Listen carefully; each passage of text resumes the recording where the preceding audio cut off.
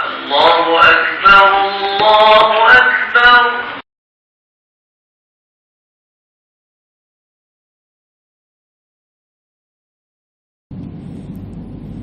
أعوذ بالله السميع العليم من الشيطان الرجيم. بسم الله الرحمن الرحيم. الحمد لله رب العالمين، والصلاة والسلام على أشرف الأنبياء والمرسلين وعلى آله وصحبه أجمعين.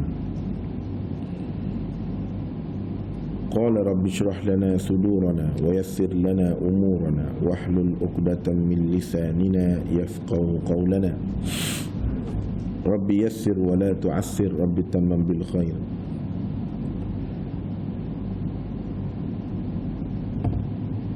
قال الله سبحانه وتعالى: أعوذ بالله من الشيطان الرجيم. إذا زلزلت الأرض زلزالها وأخرجت الأرض أثقالها وقال الإنسان ما لها يومئذ تحدث أخبارها بأن ربك أوحى لها يومئذ يصدر الناس أشتاتا ليروا أعمالهم فمن يعمل مثقال ذرة خيرا يره ومن يعمل مثقال ذرة شرا يره. Sadaqallahul Aliyul Azim. Syukur kehadrat Allah Subhanahu wa Ta'ala dengan kelapangan masa yang diberikan oleh Allah. Jazakumullah kepada Al-Fadhil Tuan Imam yang bertugas, para AJK yang tidak jemuh demi memastikan rumah Allah ini dapat menunaikan tanggungjawabnya. Tuan-tuan guru, para alim ulama, jemaah muslimin muslimat rahimakumullah. Mudah-mudahan Allah Subhanahu wa Ta'ala memberikan suatu peluang dan ruang kepada kita dalam kita meneruskan lagi perjalanan kita ini sehingga kita dipanggil oleh Allah Subhanahu wa Ta'ala. Muslimin muslimat hafizullah yang saya hormati sekalian, kita menyambung kembali tentang kitab, atau kita membicarakan tentang kitab Rahiqum Mahtum fi Sirah Nabawi. Sebentar tadi saya berkongsi dengan tuan-tuan membacakan bagaimana surah yang Allah Ta'ala ini jadikan yang dinamakan dengan surah Al-Zalzalah. Dan surah ini juga disenaraikan dalam surah yang ke-99. Dan surah ini juga alhamdulillah patah-patah perkataannya tidak banyak, sebanyak 8 ayat sahaja, namun ianya diturunkan di Madinah. Apabila kita cerita tentang Madinah, maksudnya ayat ini diturunkan setelah Nabi berhijrah. Sebelum Nabi berhijrah, kebanyakan ayat itu diturunkan di Makkah, maka dinamakan Makkiyah. Dan apabila setelah penghijrahan Nabi, maka diturunkan di Madinah, kita namakan ayat itu Madaniyah. Muslimin muslimat tuan-tuan hafizullah yang saya hormati sekalian, kita melihat bagaimana Allah Ta'ala memberikan suatu pengajaran dan pembelajaran supaya Nabi Allah Muhammad sallallahu alaihi wasallam melihat betapa besarnya nikmat serta keagungan keesaan Allah Subhanahu wa Ta'ala. Kata Allah, Iza zulzilatil ardu zilzalah, bagaimana apabila bumi ini suatu ketika akan datang yang telah pasti ia akan digoncangkan dengan goncangan yang sangat dahsyat. Hamba sendiri pernah baca sedikit ya berkaitan tentang bagaimana apabila bumi ini, cuma pengalaman hambanya sewaktu hamba menuntut sebagai asatizah di Universiti Al-Azhar tahun 90, yang paling dekat terakhir itu 97 rasanya, 94 pernah rasa, tapi 97 tu rasanya 97 ataupun 95 hamba tak ingat, tapi paling hampirlah dia berada di Giza. Ketika kita duduk lepas subuh, dalam perjalanan tunggu subuh tu, kita duduk, tiba-tiba air atas meja tu dia bergocah. Jadi pernah rasalah bagaimana zilzal ni, atau kita panggil gempa bumi. Itu skala Richter dia yang tidak betul-betul berdekatan dengan rumah tempat kediaman kami pelajar-pelajar di Syubra ni. Tapi nak ceritanya, pernah merasai bagaimana. Yang paling kuatnya kata asatizah tahun 92. Jadi Mesir pernah merasai gempa bumi. Dan kita bayangkan ketika Allah Ta'ala menggoncang bumi ini dengan goncang yang amat dahsyat, sedangkan berlakunya gempa bumi di dunia ini kita tidak mampu untuk menanggung. Bagaimana goncangan ini kalau kita tidak bersiap, menyiapkan diri dengan amalan-amalan yang mampu untuk kita mengharungi tentang perkara ini. Dan seterusnya, wa akhrajatil ardu athqalaha, dan bagaimana Allah Ta'ala yang mana bumi telah mengeluarkan, yang mana bebanan menyimpan jenazah-jenazah manusia, bukit bukau dan seumpamanya, maka dia terkeluar, dia mengeluarkan yang mana selama ini dikandung, dikeluarkan. Dan pada ketika itu, wa qala al-insanu ma laha, dan ketika itu manusia bertanya, apakah yang terjadi pada bumi ini? Yauma idzin tuhaddisu akhbaraha, ketika itu kerana sesungguhnya Allah Ta'ala telah memerintahkan padanya bumi itu dan juga alam itu supaya berlakunya zilzal ini. Maka ayat seterusnya, bi anna rabbaka auha laha, dan ketika itu bagaimana Allah Ta'ala memerintahkan sehingga kan berlakunya goncangan ini kerana kehendak Allah. Maka bumi terpaksa taat, alam semesta terpaksa taat. Yauma idzin yasdurun nasu ashtatan liyuraw a'malahum, maka pada itulah, hari itu manusia keluar daripada kubur, tempat disimpankan banyak perpisahan. Kita sekarang ni alam kehidupan ini, maka kita akan berpindah kepada alam barzah.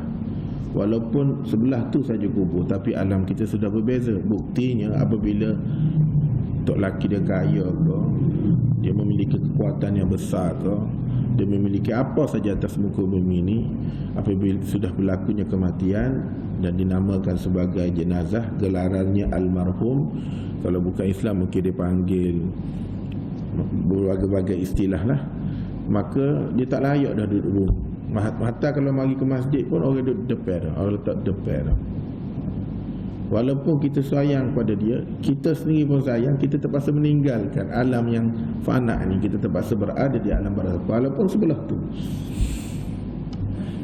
Dan ketika itu manusia keluar daripada kubur dalam keadaan berkelompok, dan diperlihatkan bagaimana balasan, supaya Allah Ta'ala kata, hari ni aku nak tunjuk apa benda yang aku suruh ni. Maka Allah Ta'ala kata, faman ya'mal mithqala dzarratin khairan yarah, wahai hamba-hambaku manusia yang mengerjakan kebaikan sebesar zarah pun, nescaya akan dia dapat melihat balasan yang akan diperolehi. Dan Allah Ta'ala memberi jawapan sebaliknya, wa man ya'mal mithqala dzarratin syarran, dan tidak terlepas bagi manusia yang mengerjakan kejahatan walaupun sebesar zarah, nescaya akan melihat juga balasan. Muslimin muslimat rahimakumullah, terutamanya pada hamba, fasa yang kita telah lalui bermulanya COVID-19 pada ketika itu bulan 3, bulan ni bulan 2 dah. Khabar tak khabar, mari hari jadi hamba. Maksudnya tu makin lama umur makin pendek. Maka telahlah melebihi umur. Bukan umur makin lama makin meningkat, umur mana kurang lah. Khabar-khabar 16/2 hari jadi hamba. Nak ceritanya tuan-tuan, bulan 3 berlaku Covid, nak sampai setahun dah Covid. Jadi manusia yang kalau dikirakan hidupnya sentiasa melihat peluang dan ruang, maka dia akan ambil betul-betul peluang ini, dan dia pasti atau dia tidak pasti dia tidak akan binasakan peluang ini.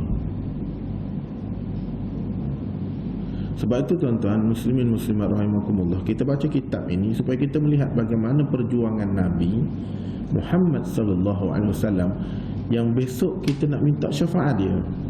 Jadi apakah terma-terma, apakah bukti-bukti yang kukuh untuk kita kata aku ni ya Muhammad, aku ni ummatak, aku ni umatmu. Jadi mestilah ada amalan-amalan sunnah yang kita lakukan, dan kisah biografi hidupnya kita ketahui supaya kita lebih jatuh cinta dan cinta kepada Nabi Muhammad sallallahu alaihi wasallam. Muslimin muslimat rahimakumullah, hamba sendiri pun melihat bagaimana Allah Ta'ala mendatangkan makhluk yang paling halus ni.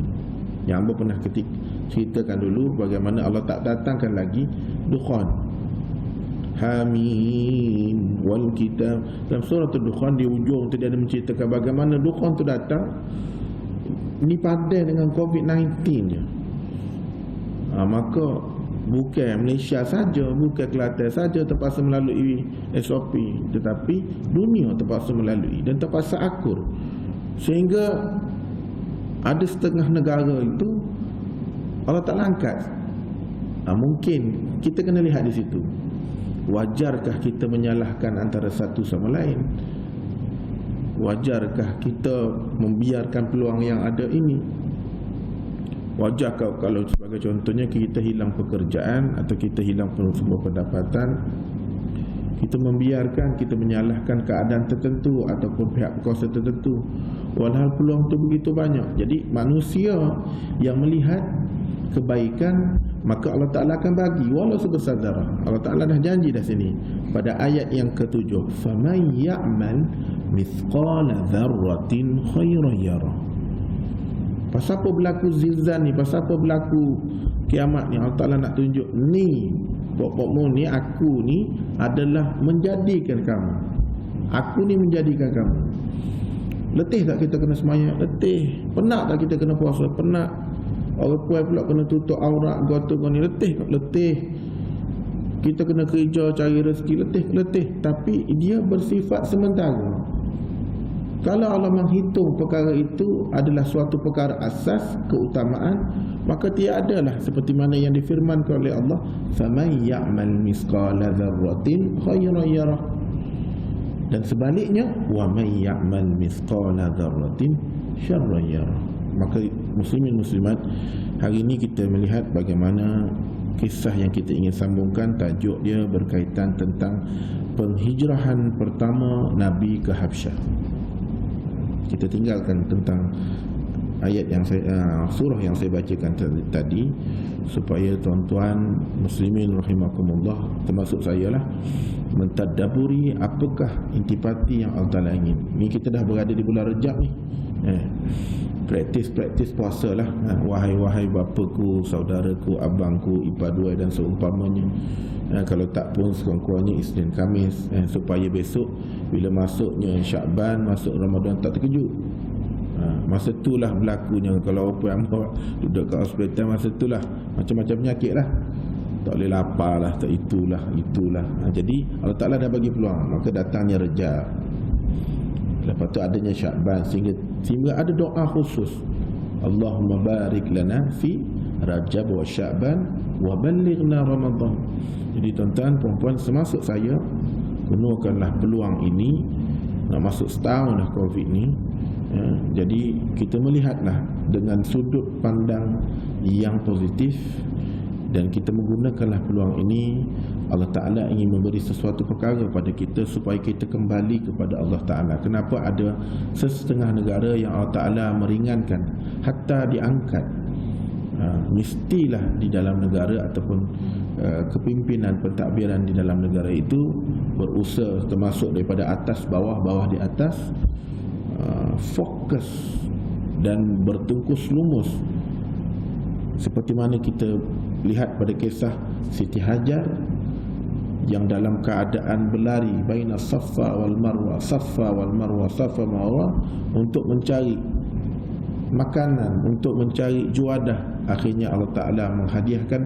Setelah dia nekat, dia bulat kepada Allah, apabila sampainya yang terakhir ulang aliknya itu kepada Marwah, maka Allah menghadiahkan ma'u Zamzam di sisi Nabi Ismail alaihi salatu wassalam. Jadi begitu juga tuan-tuan kepada kita.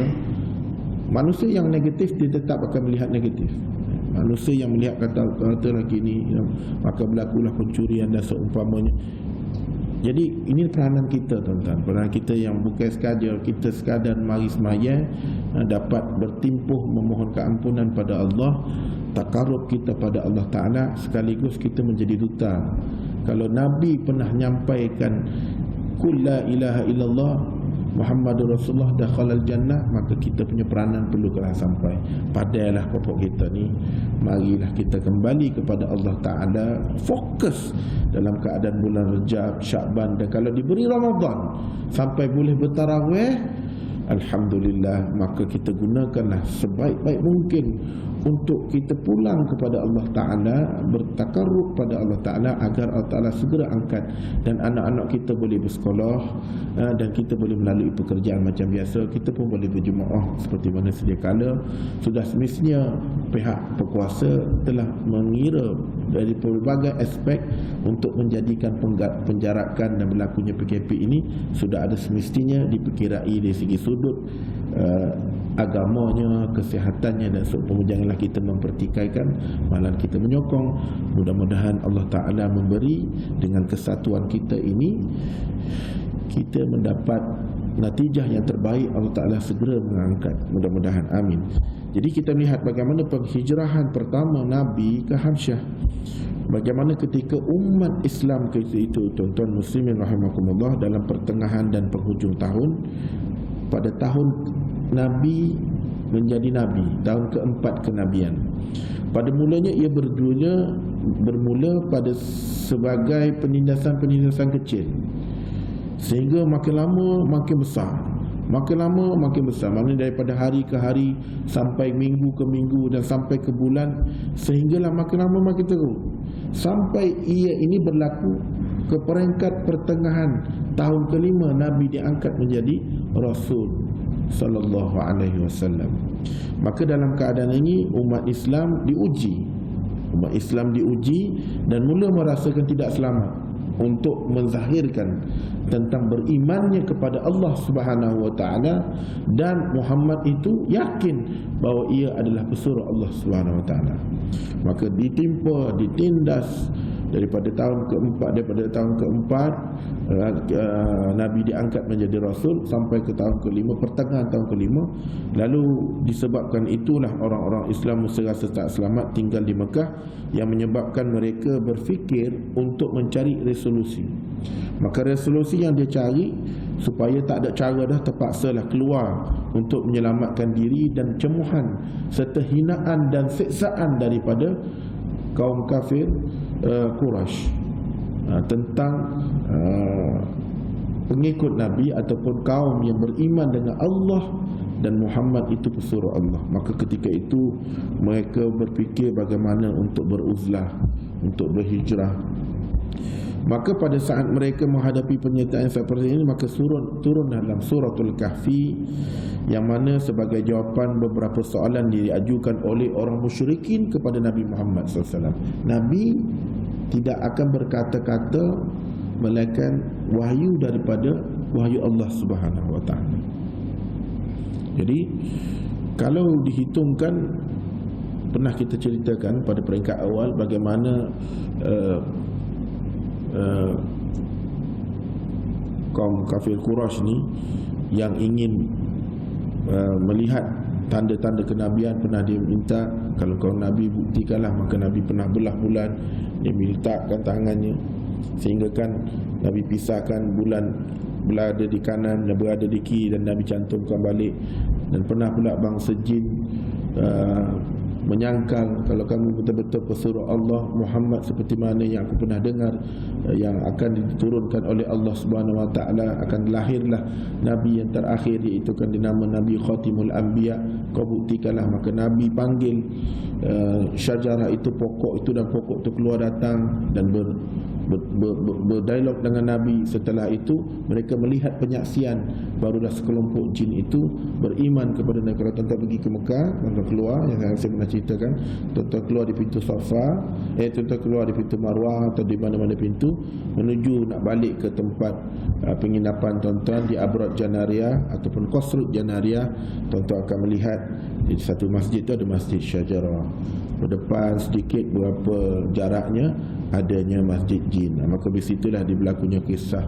Dan bagaimana tempat di atas sedikit, di sebelum sampainya Ma'la ni dipecah kubur di Mekah itu, di bahagian berdekatan dengan penginapan jemaah-jemaah haji, dan di belah sana yang mana tersimpannya jenazah Khadijah radhiyallahu taala anha, isteri Nabi yang memperjuangkan Nabi.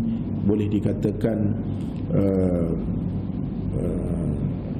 kita katakan kekuatan Nabi pada ketika itu berada di Sayyidina Khadijah, kerana Khadijah ni terkenal dengan hartawan dan sangat dermawan. Maka Allah Ta'ala ingin memberi kekuatan pada Nabi bila Allah Ta'ala menarik Khadijah daripada sebahagian kehidupan Nabi.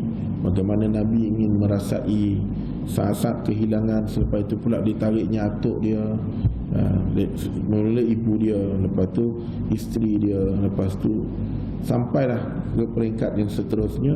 Dan setelah itulah Nabi diberi pembelajaran dan pengajaran oleh Allah SWT apabila Nabi di Isra' Mi'rajkan. Dan di situlah Nabi melihat bagaimana untuk menetapkan jiwa Nabi dan kekuatan Nabi, bahawa engkaulah Muhammad sallallahu alaihi wasallam yang akan menyinari, yang membawa wa ma arsalnaka illa rahmatan lil alamin. Maka pada ketika itu kita kembali pada penceritaan penghijraan pertama Nabi ke Habsyah ini. Bila berlaku gitu, maka turunlah ayat dalam suratul Kahfi yang untuk menceritakan bagaimana orang musyrik ni dengan orang kafir ni. Kita lihat pada kisah-kisah Bani Israel, dia mencabar Nabi-Nabi. Dia kata, kalau buat gini aku akan beriman. Padahal selepas dia lepas daripada ancaman-ancaman raja dan seumpamanya, ataupun daripada perkara-perkara yang boleh membinasakan mereka, akhirnya mereka tidak beriman. Begitulah sifat-sifat orang musyrikin ini. Dia memang dia akan cari resolusi untuk mengelak daripada meyakini dan beriman kepada Allah Subhanahu Wa Taala, dan memegang dan mempercayai bahawa Muhammad itu pesuruh Allah. Maka cerita itu jelas yang Allah turunkan, bagaimana Allah Ta'ala ingin menceritakan kepada orang mukmin supaya yakin lagi tentang Nabi Muhammad SAW ini, dan dakwaan Nabi Muhammad SAW ini membawa kepada Allah Subhanahu Wa Ta'ala adalah Tuhan, ataupun yang tiada duanya, yang esa, yang seharusnya kita beriman. Maka ketika itulah kisah Ashabul Kahfi ini menunjukkan kepada penghijrahan daripada pusat kekufuran dan manusia dan musuh yang dibimbangi keselamatan agama sambil berserah kepada Allah Ta'ala. Maka dalam suratul Kahfi ini menceritakan bagaimana ketika kamu hendak mengasingkan diri daripada mereka, dan apakah yang mereka sembah lain daripada Allah Ta'ala, maka Ashabul Kahfi merasakan bahawasanya tidur mereka itu seketika, sedangkan Allah Ta'ala menidurkan mereka itu pada ayat ke-16 ini lama, sehingga kan mereka bangun, mereka sudah berada di zaman yang lain, abad yang lain. Maka kisah Nabi Khidir juga dan Nabi Musa pula memberikan kefahaman bahawa sebarang suasana yang berlaku dan membuahkan hasil mengikut perkiraan zahir semata-mata, maka ada kalanya akan berlaku sebaliknya. Walhal berlakunya perkara ini sudah semestinya ada mesej yang ingin disampaikan oleh Allah Subhanahu wa taala kepada Nabi Muhammad sallallahu alaihi wasallam.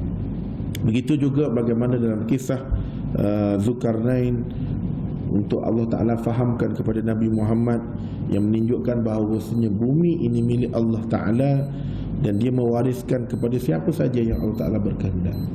Jadi keadaan itu jugalah bagaimana dalam suratul Zumar yang menceritakan tentang bagaimana adanya satu kaum ini, Ya'juj wa Ma'juj, yang akan keluar nanti, yang akan membinasakan habis muka bumi ini, yang akan memporak-porandakan bumi ini. Dan bagaimana ketika itu Allah Ta'ala menceritakan siapa yang Allah berkehendak dan Allah ingin bagi, Allah Ta'ala bagi. Jadi Allah Ta'ala menceritakan kisah, atau kita panggil suar ini, kisah-kisah ini kepada Nabi Muhammad SAW, yang mana diletakkan di dalam Al-Quran, digazetkan di dalam Al-Quran supaya memberi keutuhan, keyakinan Nabi bahawasanya para anbiya yang terdahulu pernah melalui situasi yang sama.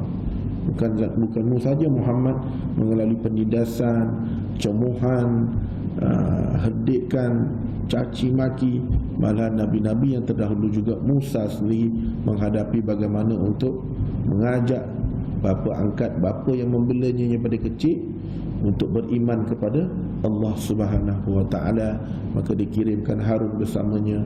Dan begitu juga bagaimana kisah Ya'juj Ma'juj, didatangkan kisah Zulkarnain sehingga tidak keluar Ya'juj Ma'juj ini dengan kehebatan yang ada pada Zulkarnain supaya. Dan begitu juga bagaimana sebelum Nabi Muhammad SAW, sebelum itu Rasulullah SAW telah mengetahui bahawa Ashmam An-Najashi ini adalah Raja Habsyah yang tidak adil, maka tidak seorang pun yang dizalimi di sisi, lalu baginda menyuruh umat Islam berhijrah ke Habsyah. Jadi walaupun Nabi tahu Asyamah ni, An-Najashi, nama seorang raja ni, Raja An-Najashi ni, kalau kita panggilnya Habsyah lah. Jadi Nabi melihat di sudut pandang ketika itu, raja ni walaupun dia raja, tetapi dia walaupun dia raja tidak adil, tetapi dia tidak pernah menzalimi, tidak mengambil kesempatan kepada rakyatnya.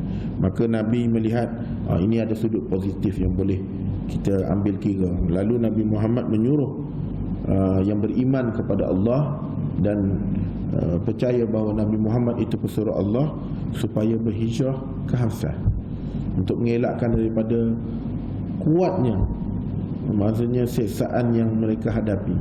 Maka ketika itu mereka berhijrahlah seketika di Habsyah untuk menyelamatkan diri daripada fitnah. Itu juga tuan-tuan, kita nak cerita sebagai contoh fitnah ni beginilah. Kadang-kadang tuan-tuan, kita buat kebaikan itu kita merasakan baik dah, tetapi sebenarnya dengan cara kita mengeksplorkan sesuatu perkara itu tanpa penjelasan yang tuntas, yang jelas, boleh menimbulkan fitnah. Fitnah ni mudah gini ya. Tuan-tuan bawa balik masjid dengan pakaian tuan-tuan, sama ada baju Melayu, serban, jubah dan seumpamanya. Tuan-tuan singgah di satu kedai, kebetulan penjual itu tidak menutup aurat dan terlihat sedikit, kalau kita lihat tu memang Allah jatuh email lah.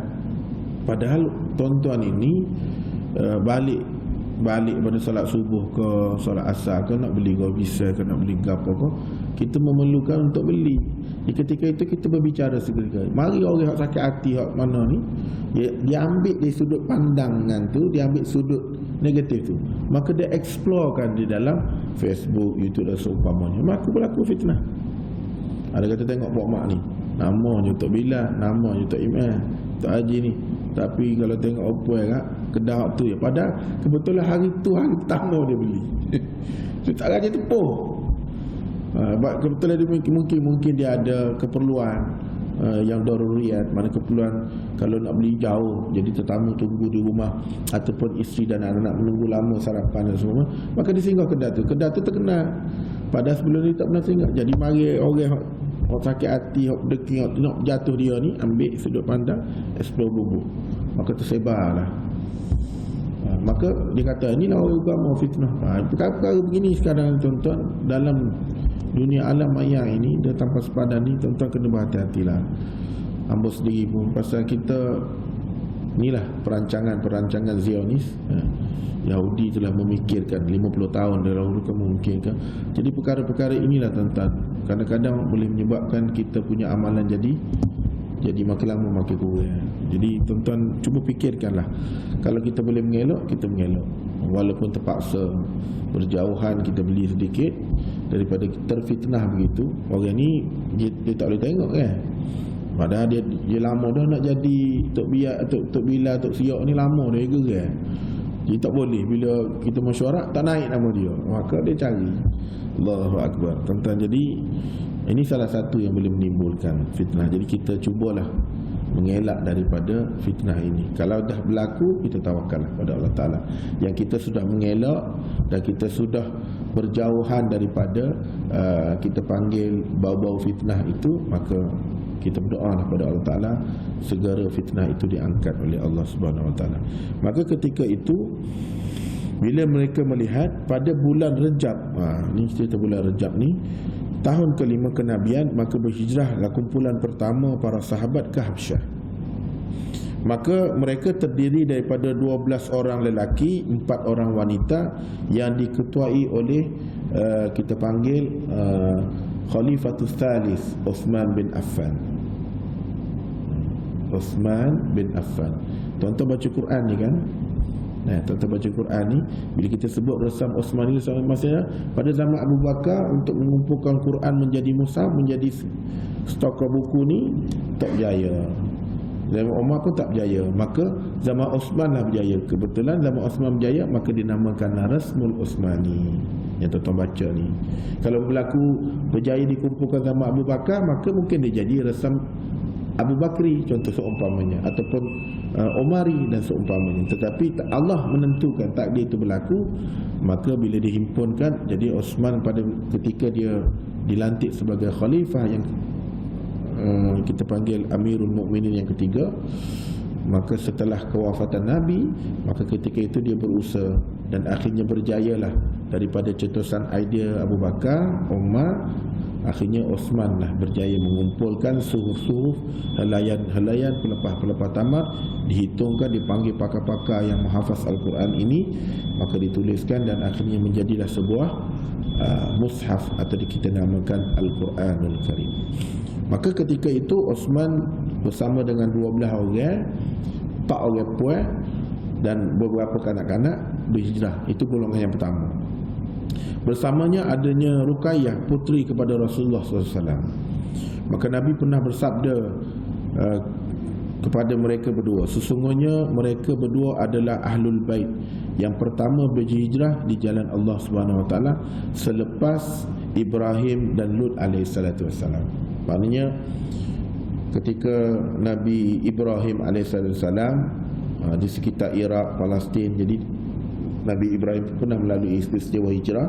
Lut juga pernah merasai bagaimana ketika Lut, Allah Ta'ala sudah mengingatkan pada Lut supaya berhijrah kerana bumi yang kau diami itu aku akan perintahkan malaikat supaya mengangkat bumi itu dan membalikkan bumi itu kerana terlibatnya perbuatan-perbuatan yang kita lebih senang kita panggil LGBT lah, berlakunya puan suka dengan puan, laki dengan laki.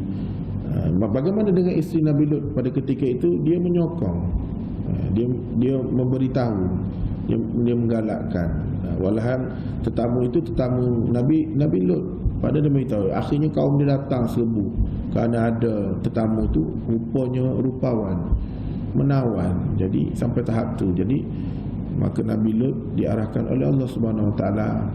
Maka Nabi Lut dengan pengikutnya yang beriman kepada Allah Subhanahu Wa Taala keluar hijrah. Maka apa maksud Ahlul Bait? Mereka yang datangnya daripada keturunan Rasulullah SAW. Jadi gelaran dia adalah Ahlul Bait. Kita tak nak bicarakan tentang panjangnya kisah ni, tapi nak ceritanya Ahlul Bait ni adalah suatu tegma nama atau gelaran kepada keturunan Nabi Muhammad sallallahu alaihi wasallam. Dan perhijrahan mereka dilakukan pada waktu malam agar tidak diketahui. Maka keluarlah mereka ke laut menuju ke pelabuhan Syaibah,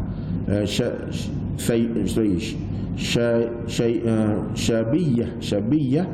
Maka nasib mereka itu baik, dan kebetulan ada 2 buah kapal perdagangan yang sudi membawa mereka ke Habsyah. Selamat. Kelompok yang pertama tu selamat. Setelah itu orang Quraisy mendapat tahu penghijrahan, tentang berita penghijrahan kelompok pertama ni. Lalu mereka segera mengejar, tetapi mereka telah sampai ke seberang sana. Orang Quraisy tahu ni, maka orang cuba mengejar, tapi Allah mengizinkan cepat benda tu berlaku dan mereka sampai ke seberang sana, maka tak boleh dah. Dan di Habsyah orang-orang Islam mendapat tempat kediaman yang baik. Pada bulan Ramadan, selepas Rajab Sya'ban itu, pada bulan Ramadan tahun yang sama, Nabi Muhammad SAW keluar ke Masjidil Haram, dan di sana terdapat ramai orang Quraisy sedang berkumpul, termasuklah pembesar-pembesarnya. Pada ketika itu secara tiba-tiba baginda bangun berdiri di kalangan mereka, lalu membacakan surah Najm. Wan najmi idza hawa. Maka dalam keadaan Nabi baca surah An-Najm itu, padahal sebelum itu orang kafir tersebut tidak pernah mendengarkan kalam-kalam Allah. Secara mereka melihat, walaupun mereka dengar, cara mereka lakukan terus-menerus. Tetapi ketika itu Nabi setelah menerima firman Allah Ta'ala ini, wahyu daripada Allah Ta'ala ini, maka Nabi membacakan. Kata Nabi, وَقَالَ الَّذِينَ كَفَرُوا لَا تَسْمَعُوا لِهَذَا الْقُرْآنِ. Sehinggalah ayat yang seterusnya. Bagaimana Nabi kata, dan orang-orang kafir berkata, janganlah, وَقَالَ الَّذِينَ كَفَرُوا لَا تَسْمَعُوا لِهَذَا الْقُرْآنِ وَالْغَوْا فِيهِ لَعَلَّكُمْ تَغْلِبُونَ. Dan janganlah kamu mendengar Al-Quran ini dan tentang dia nyanyian ataupun syair-syair yang Nabi bacakan ini, dan jeritan riuh rendah serta tepuk sorakan ini, supaya kamu berjaya mengganggu bacaan dan mengelamkan suara bacaan. Jadi ketika Nabi membaca surah An-Najmi ini tadi, maka Allah Ta'ala kata teruskan.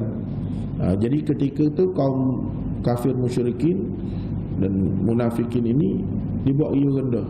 Macam contohnya seseorang manusia menyampaikan ceramah, sekelompok macam kuliah lah contohnya, sekelompok sana kecek, kelompok perempuan kelecek, ini kecek, jadi tak dengar.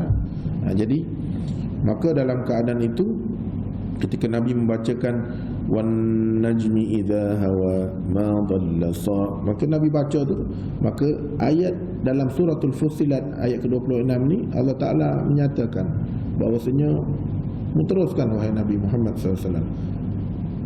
Maka ceritakan tentang keagungan Allah Subhanahu Wa Taala, bagaimana Allah mencipta bumi dan seumpamanya.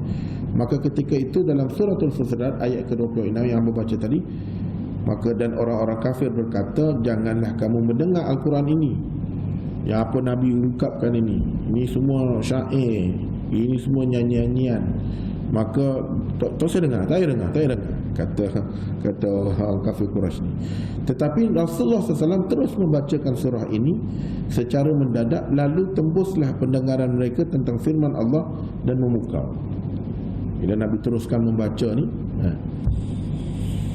maka manusia ni ciptaan Allah, hati dia juga adalah ciptaan Allah. Sekerah mana setara pun, ini yang dipanggil mukjizat yang Allah Ta'ala berikan kepada Nabi, iaitulah Al-Quranul Karim. Sehingga kan akhirnya kerah sedengar, buat tak dengar, buat pekok linga ke apa, akhirnya terkasimah, maknanya termasuk juga dalam kalbu mereka, dan akhirnya mereka melihat bagaimana ini bukan syair ni, ini bukan puji-pujian, bukan gurindam, bukan nyanyian, tapi tak pernah dengar ni. Kerana apa? Kerana penyebutan Nabi, perkataan patah perkataan itu adanya asar, adanya pahala, dan adanya nur yang Allah Ta'ala sertakan pengucapan Nabi. Maka tiba-tiba mereka jadi terkejut, dan masing-masing pasal telinga dengar apa dia Nabi ucap ni. Ketika itu mereka tidak memikirkan apa lagi kecuali mendengarkan terusan tentang bacaan Nabi tentang suratul Najm. Maka dalam keadaan itu Nabi membacakan sehingga terakhir dalam suratul Najm itu, maka berlakulah bagaimana hati mereka ni ada setengah tu bolak-balik, ada setengah hak kerah pedah tu kerah pedah lah. Maksudnya hidayah tak masuk, hak masuk hidayah tu masuklah. Ini menceritakan bezanya. Ambo pernah diceritakan ada seorang sahabat Ambo ni, atau kita Ambo anggap macam ayah lah, Haji Hassan nama dia. Dia ni kebetulan salah seorang yang memperjuangkan tentang ekonomi. Kalau tuan-tuan berkesempatan, tuan-tuan boleh pergilah di Masjid Al-Qasimi tu dekat Kubai Kaca, ada satu restoran. Ni fokus kalau orang minat masakan Johor lah, Al-Kalish Restaurant. Tu pergilah sebelah Masjid Al-Qasimi tu. Situ tuan-tuan nak makan nasi ambeng ke apa ke. Ambo rasa satu takjub tu sebab kebetulan beliau ni pernah merasai kejatuhan 9 kali, dan akhirnya beliau berhijrah ke Kelantan. Rupanya Allah menemukan rezekinya di sini. Beliau ni bekas maksudnya mantan pegawai bank di Johor. Yang nak ceritanya bagaimana ketika dia merasakan perkara yang sepatutnya dia lalui, dan akhirnya dia berhijrah ke Kelantan ni, dia mendapatkan suatu kedamaian. Jadi kadang-kadang kita kena lihat penghijrahan ini, kalau kita melihat dari sudut pandang positifnya, mungkin ada suatu mesej yang ingin Allah Ta'ala sampaikan. Kalau betul dan benarnya, maka kita lakukanlah demi kebaikan. Contohnya Tok ni dengan Tok Ma ni tak pernah rajin hayat pakai telefon. Kebetulan anak-anak jaya berlaku beli handphone pula smartphone mahal. Maka diajarlah oleh anak dengan Facebook ke apa. Maka hilanglah sudut orang kata fokus pada cucu pada Facebook, dan akhirnya terabailah pada cucu. Sampai cucu kata, Tok Ma, kita balik kampung ni nak jumpa Tok Ma, bukan nak tengok Tok Ma duk main telefon. Jadi kadang penghijrahan ini juga payah juga. Jadi di sinilah kekuatan tonton untuk melihat keperluan-keperluan yang tentu. Memanglah dalam Facebook tu ada menemukan akal-akal lama. Akhirnya banyak ada kebaikan, banyak ada keburukan. Jadi bagaimana dengan keimanan yang kita anuti selama ini, dengan kita mendengar tazkirah, kuliah yang disampaikan oleh para asatizah yang didatangkan ke masjid ini, bagaimana kita melalui jihad yang paling besar sekali, kita panggil jihadun nafs. Perkara yang sangat senang lenang ini kita kena tinggalkan. Terutama contoh nak bangun waktu subuh, nak mari sembahyang zuhur, nak mari asar waktu sedap belaka tu, nak mari goreng isya waktu mula waktu hujan dan seumpamanya kan. Dan bagaimana pula tanggungjawab kita bila kita dah alhamdulillah boleh ta'alluq kepada masjid, macam mana isteri kita solat dia bagaimana, anak kita lagu mana, cucu kita lagu mana. Dan terutama pula bila kita dah bagi pendidikan, kita tetap kena menjalankan tugas kita seperti mana Nabi memastikan supaya umat dia semua sekali jangan terlepas daripada mati dengan kalimah la ilaha illallah Muhammadur Rasulullah. Kerana kalimah thayyibah itu, dua kalimah itu boleh menyelamatkan dia daripada alam seterusnya, dan boleh menyelamatkan dia daripada berbagai yang akan dilalui di dalam alam barzakh, alam seterusnya, alam mizan, alam. Maka ketika itu dalam keadaan surah Najm itu yang menceritakan fasjudu lillahi wa'budu, maka demikianlah hendaklah kamu sujud kepada Allah yang telah menurunkan Al-Quran itu, dan beribadahlah kamu kepadanya, yang mana iktikad atau tauhid kamu percaya kepada Allah Subhanahu wa taala. Maka ketika itulah tuan-tuan, Nabi Muhammad SAW melakukan semua perbuatan Nabi tidak ada diiringi dengan nafsu, malahan ia dipandu arah oleh Allah Subhanahu wa taala. Mungkin yang disampaikan melalui Jibril alaihi salatu wassalam. Tapi di saat-saat yang terakhir sebelum Nabi dijemput oleh Allah, kekasih yang disayangi oleh Allah Subhanahu wa taala, Muhammad sallallahu alaihi wasallam, maka Allah mengisra mi'rajkan Nabi. Sebab itu bila di saat-saat perpisahan yang terakhir, bila penuh dengan, kita panggil peluh pelah lah Nabi, Nabi tengok kanan, Nabi kata, Jibril, buat apa untuk tengok ke aku? Jibril tak sanggup melihat perpisahan, maknanya dalam keadaan sakaratul maut. Maka tengok pula kiri, malaikat maut tak sanggup. Jadi dia kata, ya malaikatul maut, ahada, begini kesakitnya sakaratul maut. Dia kata, wahai kekasih Allah, ini hal paling first class sekali yang aku ambil.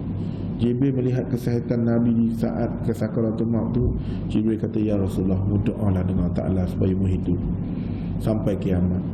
Tapi Nabi kerana setelah di Isra Mi'raj, Nabi rindu pada wajah Allah Subhanahu wa ta'ala, maka Nabi memilih untuk berlaku kematian. Jadi akhirnya tuan-tuan, kita semua akan rasa.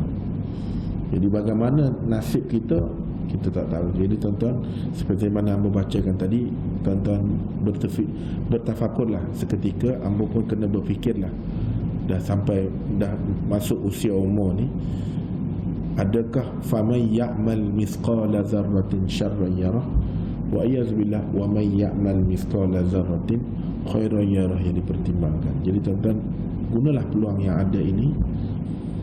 Walaupun asatidzah didatangkan kebetulan, mudah-mudahan dengan tim-tim yang tidak pernah kita panggil inisiatif, dengan mulazamah mereka, asal-asalnya mungkin niatnya untuk begini, tetapi sedikit sebanyak dapat kita panggil menyampaikan dakwah ini dalam bentuk alam maya.